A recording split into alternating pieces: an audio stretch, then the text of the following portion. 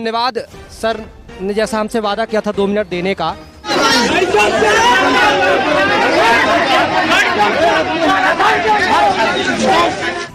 पत्रकार पहले बात करता है साहब लोगों से, इसके बाद आप देख सकते हैं कि कैसे ये मंजर अफरा तफरी में बदल जाता है।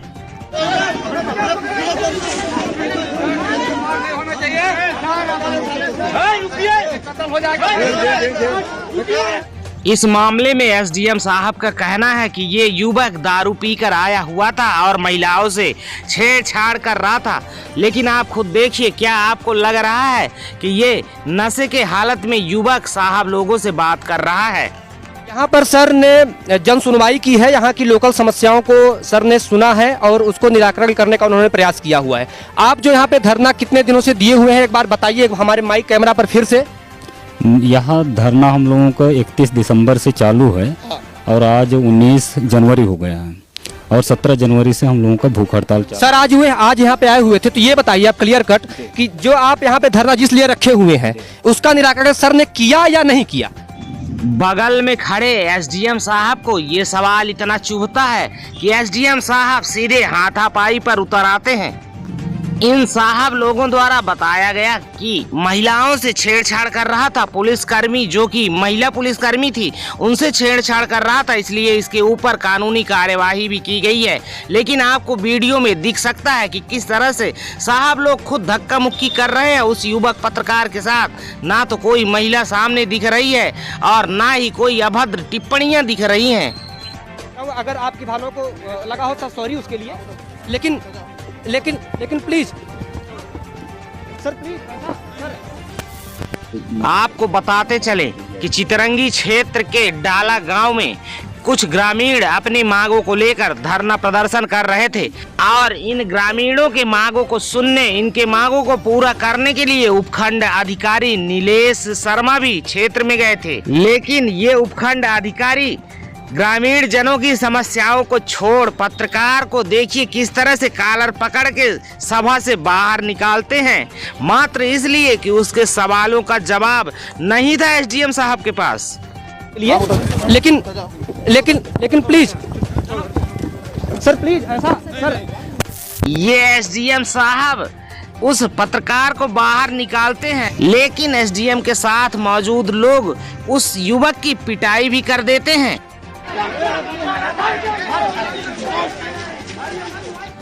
और जहां ये उपखंड अधिकारी एक ग्रामीण को समझाइश देने गए थे, उसकी मांगों पर अमल करने गए थे, लेकिन वहीं दूसरी तरफ इस तरह से अफरा तफरी का माहौल निर्मित करवा देते हैं। नहीं, अरे बाइक मुझसे बात करो क्यों कर रहे हो? लड़का पहली नहीं। सर मेरे मोबाइल दिलवा दीजिए। आपने मारा है। कौन मारा है? सर आपने मारा है। सर इसको मार सर, ये महात्मा एग्री है यहाँ पे, आप लोग के सामने मारा है। सर मेरे मोबाइल दिलवा दीजिए, आप देख सकते हैं सर, आप देख सकते हैं। आप मेरे मोबाइल आपने लूटा है, आपने लूटा है सर। मेरे मोबाइल कहाँ है सर? मेरे मोबाइल कहाँ है? नहीं सर, मेरी मोबाइल। थैंक यू उसके लिए। आप देख सकते हैं कि कैसे उसका मोबाइल भी छीनकर ये उपखंड अधिकारी रख लेते हैं और इस सब घटनाक्रम का अभियुक्त बनाते हुए पत्रकार शिवम मिश्रा के ऊपर मुकदमा भी चार्ज कर देते हैं।